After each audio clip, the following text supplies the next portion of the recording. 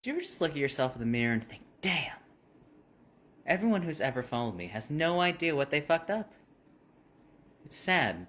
Rest in peace, honestly. Moment of silence. You know, the thing about these kinds of hate comments in particular is that they're actually quite genius if you give them a little extra thought, which I do quite often, because the curtains are very rarely just blue. Plus, I enjoy making money off of hate comments, so here we go. Because these are the kind of comments that I really only get on posts where I'm just being confidently attractive, where the like to share ratio is very uneven, with very few likes and typically very many shares. And at first glance, this comment does seem very typical. It operates under the assumption that I'm actually just secretly super insecure and posting in the hopes of covering that up by faking hubris. But unfortunately for them, and fortunately for me, I am not. I was a very hot woman in college. Confidence is kind of my thing. But if you peel back that surface layer, you realize it gives itself a little extra failsafe in the case that that wasn't true. Which, in this case, it wasn't. Because it actually points out that like-to-share ratio in the hopes of giving me an insecurity, or at least giving me a reason to develop one in the future, so that it might become relevant that way. As if it had not occurred to me, or I had simply been too naive to notice that some people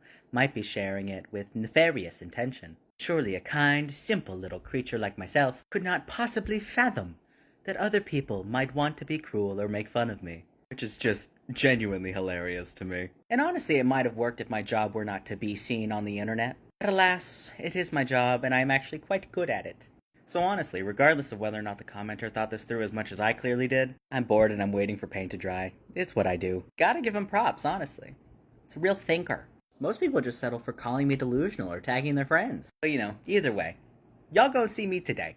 I ain't shutting up anytime soon. I'm just kicking my feet, twirling my hair, and watching in the comments roll in, cause either way, I get paid. Y'all know that MegaCon free song? That's a good one. Anyway, thanks for giving me something to analyze. Appreciate it. Okay, love you, bye. If only you knew. I need to join a band right the fuck now. Because what the fuck do you mean? What the fuck do you mean? If this is real, my dreams are revived. I am on top of the world. If this is fake...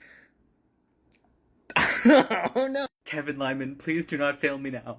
I need you to shove Live Nation's face into the fucking dirt, please. When We Were Young Fest is so fucking over, please. Please, oh my god. My 15-year-old emo heart cannot take this.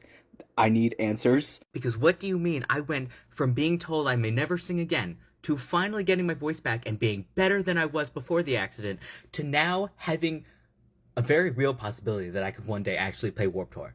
Something I also thought would be taken away from me. Normally, I would be screaming right now, but I live in an apartment and my roommate is working in the next room and I can be so normal about this. I am so normal. So very, very normal. I mean, the date went fine. He just didn't seem super thrilled to be there. Oh, and when I tried to play Lana in the car, he turned it off. Let's kill him. Oh, hey, 10-year-old me. What's your greatest fear? Probably dying too soon and not being remembered. Whoa, that's pretty deep for a 10-year-old. Yeah. What's yours? I don't think I want to say it now. No, you gotta say it. I said mine. You gotta say yours now. Mold. Mold? Really? Hey, at least I'm not a fucking emo 10-year-old anymore. No, you're just an emo 25-year-old who's afraid of mold. Fuck you, man. I've been very nearly homeless several times in my life, and right now I am very lucky and fortunate and accomplished that I get to sell stuff like this for a living. The silly little beads pay my bills. And I make more doing that than I did when I was a manager in a restaurant. And it's a lot less stressful. However, every single time I have to pay a bill, which is usually more than once a week, I get really scared. Because yeah, I paint little hummingbirds for a living. But what if no one ever buys another thing from me again? Ever. What if this bisexual necklace I made is the last thing that I can afford to make, even though it already isn't? I've actually made several things since I made that thing. But I guess all of this is to say, please don't stop buying my stuff. I greatly enjoy selling you the stuff and would like to keep doing that. Okay, love you, bye. Y'all, I think I fucked up. I've spent the past 3 years on this app telling people not to eat glass. Because just because my beadwork looks delicious does not mean you can eat it. But now I think I really fucked up because these ornaments look like cookies to me.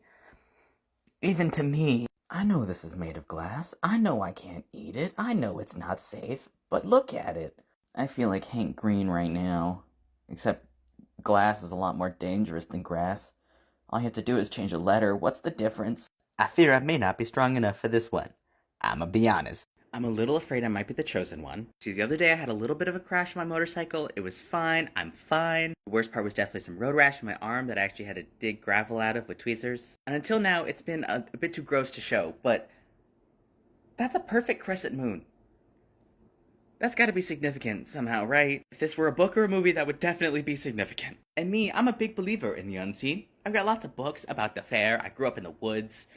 I assumed I was a changeling as a kid, that's probably something. And me, I'm a wanderer. What if I go wandering through the woods one day to clear my head, accidentally wander my way across an ancient people who see a giant crescent moon on my arm and assume I'm the subject of some ancient prophecy? I'm the kind of person who avoids prophecies because knowing is what cements it to be true. The only way to change it is to not know. And what if I'm not cut out to be the chosen one? I mean, sure, I'm great at archery and decent with a sword. I have a very wide range of possibly helpful skills. I have a tragic and tumultuous backstory.